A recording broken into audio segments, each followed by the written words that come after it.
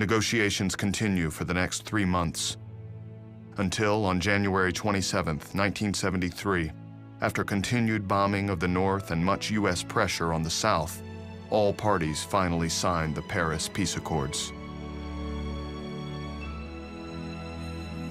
Hostilities are to cease immediately, but North Vietnamese troops are allowed to stay inside the South, on the condition that they do not continue to build up their forces or resume aggressions.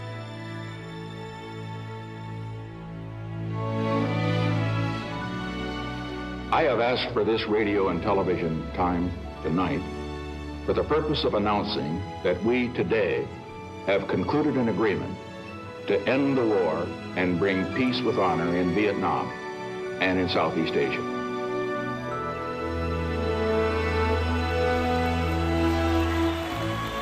Years earlier, at the end of World War II, Times Square in New York City erupted in spontaneous celebration.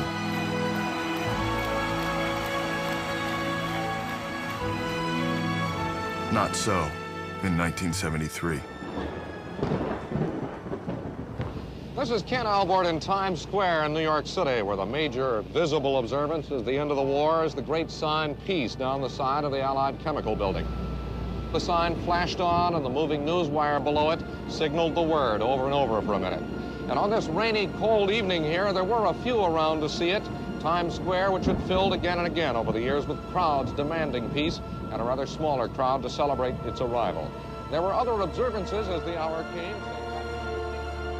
8 years after the Marines first landed in Vietnam, the war that divided a nation is finally over.